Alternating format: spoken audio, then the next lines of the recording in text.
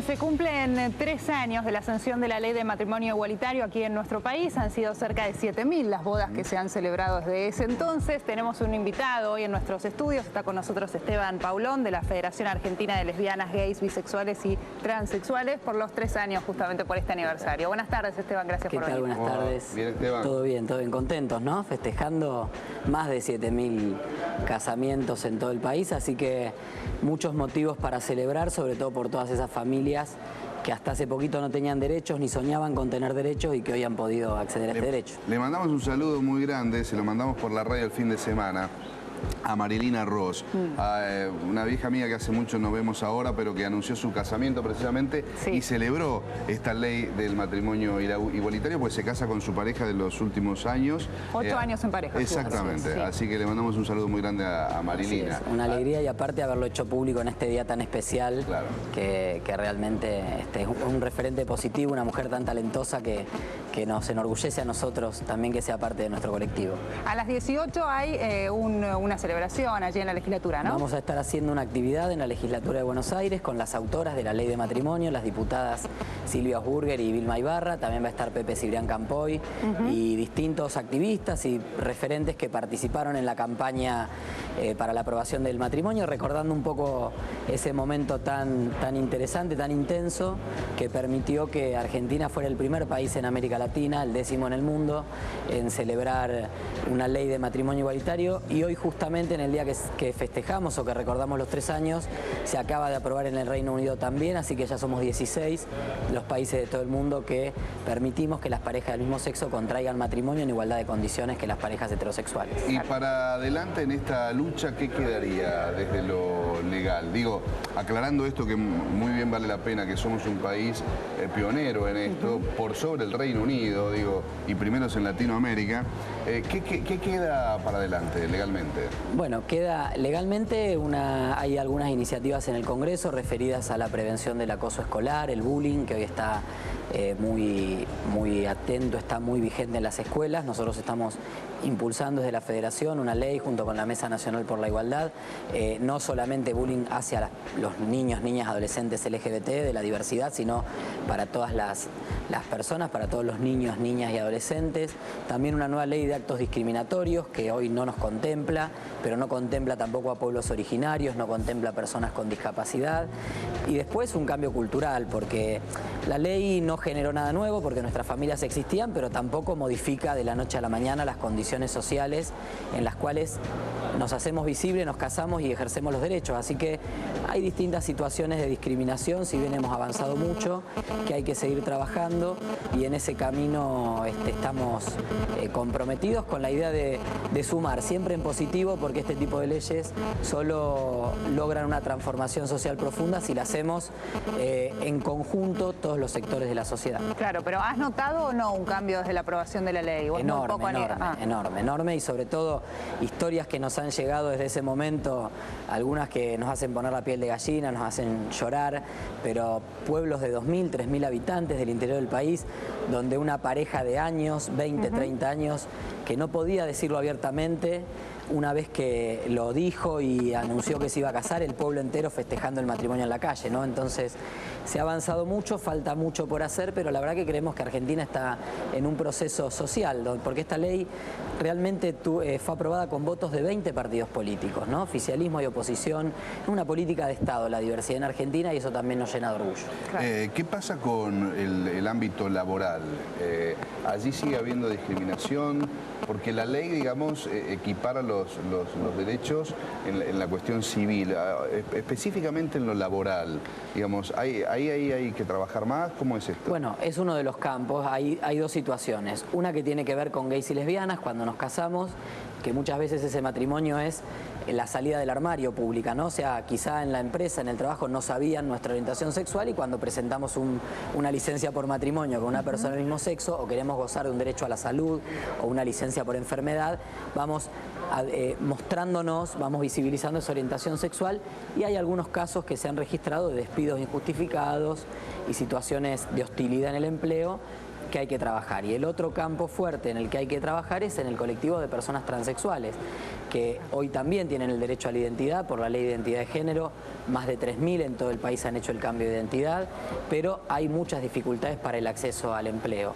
Nosotros estamos trabajando en iniciativas parlamentarias y también estamos trabajando en un informe que se va a presentar en la Asamblea General de la OIT, donde Argentina va a ser un caso testigo a nivel mundial para explorar un poco más en profundidad qué es lo que pasa con esto del mercado laboral y el colectivo de la diversidad, para desde ese lugar y desde ese diagnóstico poder elaborar algunas propuestas y soluciones, ¿no? Entiendo que ese es un punto más polémico, porque a veces el transexual tiene una estética que el gay y la lesbiana no tienen por qué llevar, digamos, al trabajo y marcar la diferencia.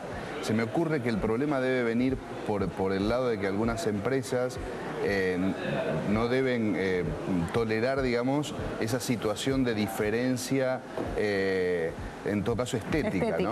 Hay muchos prejuicios en relación también a la supuesta capacidad de una persona travesti transexual para desempeñarse en algún empleo, porque también socialmente hay una imagen del colectivo trans que está muy asociado a ciertas actividades y tal vez por fuera del sistema educativo. Entonces hay que trabajar sobre eso y remover esa discriminación. Nosotros trabajamos con todos los sectores, gobierno, sindicatos, pero también con empresas, y hay experiencias muy buenas de personas. Hay empresas que en el proceso de selección es anónimo en cuanto a la orientación sexual, la identidad de género, sino que va a la capacitación de la persona, y en esas empresas se ha logrado tomar personas transexuales que desempeñan sus tareas, digamos, sin ningún tipo de problema. Desde ya que hay que trabajar mucho en ese cambio cultural que yo les decía, que tal vez en gays y lesbianas está como más metabolizado, sí, más incorporado, y en el tema trans, que es una realidad que se ha hecho visible más recientemente, cuesta mucho,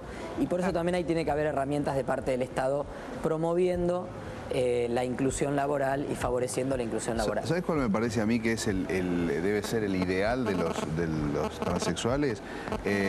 Florencia. Florencia ha logrado instalarse no solo en el ambiente televisivo, sino que donde va también adoptó chicos. Se me ocurre que es un caso como excepcional, ¿no? Y la gente creo que hasta se olvida es verdad, de su origen, digamos, de género. La valora como artista, ¿no? Pero, yo digo, pasó a un segundo plano. Pero no reconozcamos esto como todos los casos. Me parece que es el caso emblemático, único, porque me parece que los demás transexuales sufren una situación bastante diferente a lo de Florencia. Es así. Lo que sí es cierto es que es un síntoma interesante pensar hace unos años en horario escolar, en horario de almuerzo familiar, niños y niñas viendo un programa como el que tiene Florencia, que tiene mucha audiencia. La verdad que también es un avance en la concepción de las personas en relación al colectivo trans, pero como bien vos decís, no es la situación de la generalidad. La expectativa de vida del colectivo trans es de entre 35 y 40 años por distintas circunstancias. Hay una situación realmente grave que hay que abordar, y por eso creemos que después de la Ley de Identidad de Género, que ha facilitado muchísimo, porque hoy una persona transexual puede acceder a su DNI en menos de un mes en cualquier lugar del país, y así lo han hecho más de 3.000 mujeres y hombres trans. La realidad es que si no trabajamos en algunas cuestiones educativas, laborales, culturales y sanitarias, vamos a estar siempre corriendo detrás de los acontecimientos.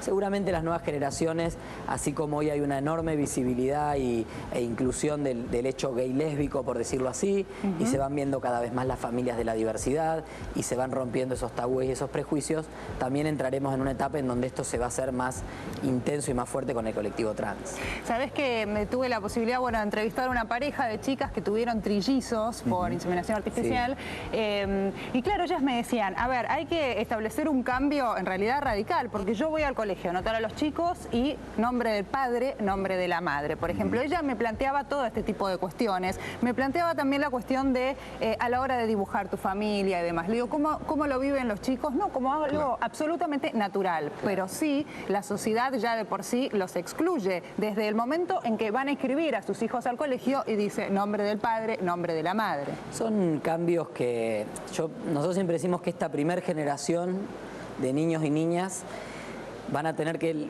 pagar el costo de la visibilidad, porque son los primeros, ¿no? Muchos de ellos, los trillizos de las chicas son los primeros en su jardín, le pasa lo mismo a tantas familias en todo el país, pero bueno, hay que animarse y romper esas barreras, y la verdad es que la realidad es que los chicos no vienen con un chip de la discriminación, muchas veces se lo cargamos nosotros en la sociedad, nadie nace en una familia, y si yo en mi familia tengo un tío gay casado, lo voy a ver como algo más, como una relación más, como le pasará a mi sobrino, como le pasa a tanta gente, y entonces por eso también es muy importante trabajar en la educación para que la escuela no retroceda en los términos que a veces la sociedad avanza, porque no es, digamos, es una invitación a trabajar juntos y juntas. La escuela tiene que ser una aliada para fortalecer donde tenés estas situaciones y no plantearlo como una cosa diferente, distinta en el sentido peyorativo del término, sino como decir, bueno, esto es lo que existe, es la diversidad, como hay tantas familias. Cuando fue el debate en el Senado, y hoy estamos recordando 3 años de esa sesión en el Senado, el senador socialista por Santa Fe, Giustiniani, planteaba que decía, en la campaña se habló mucho de la familia tradicional. Dice, y según el INDEC, la familia tradicional es el 35% en Argentina. El resto son familias monoparentales, abuelas que crían nietos, tíos y tías criando sobrinos y sobrinas, familias ensambladas, familias monoparentales, familias homoparentales, gays y lesbianas. Entonces, la realidad es que hay tantas diversidades de familias que está bueno que la escuela pueda acompañar esto desde un punto de vista de la inclusión, y si los chicos lo ven como algo de la cotidianeidad, esto por supuesto que no genera ningún tipo de inconveniente y a ellos no les genera conflicto, todo lo contrario, lo ven como algo más de lo que sucede en su entorno, que también hoy por hoy lo están viendo en los medios, con matrimonios igualitarios en Graduados o con una historia de amor en Farsantes muy bien tratada, donde aparecen algunos ribetes de la bisexualidad, o el mismo en su momento Florencia con los Roldán. O sea, digo, hay distintas situaciones que los chicos están mucho más habituados a ver y tal vez a veces en la escuela le cargamos eso, ¿no? Pregunta difícil, ¿no? Porque creo, y lo digo en lo personal también, a mí me encanta la figura de Francisco como papa. Me parece que está dando muestras en su corto periodo de papado de que la Iglesia se acerca un poco más a la gente, que era lo que los que somos católicos nos enseñaron de cómo fue la vida de Jesucristo, desapegado de grandes riquezas, como era el Vaticano. Y Francisco va dando muestras de un montón de cambios en la Iglesia. Respecto de este tema, la Iglesia ha sido muy ortodoxa y muy dura.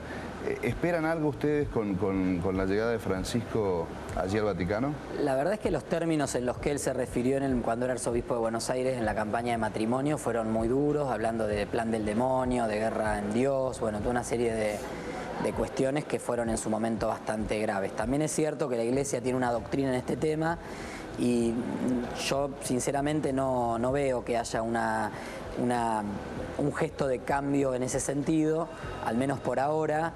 No se ven gestos, todo lo contrario. La encíclica que sacó el Vaticano la semana pasada, que está coescrita por el anterior Papa y por Francisco, aborda nuevamente la definición tradicional del matrimonio, una condena a los matrimonios que no son, o a las uniones que no son de personas de diferente sexo.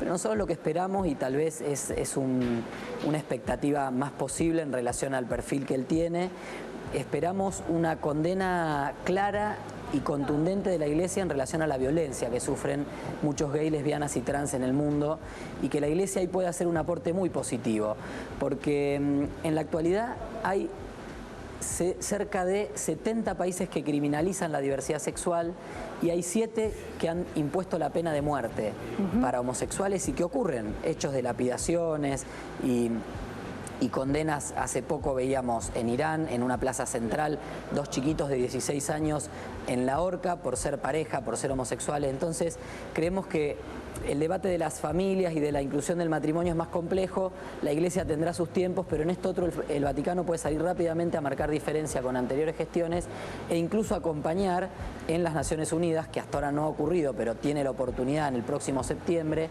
de acompañar la resolución que van a impulsar distintos países, entre ellos Argentina, de condena a la violencia hacia gays, lesbianas y trans. No estamos hablando de una revolución enorme, sino de un paso importante que va a tener repercusión positiva seguramente. Bueno, muy bien. Muchísimas gracias, Esteban. Hoy a las 18, entonces el acto allí en la legislatura para festejar este aniversario. Gracias a ustedes. Hasta luego. Los títulos de esta hora.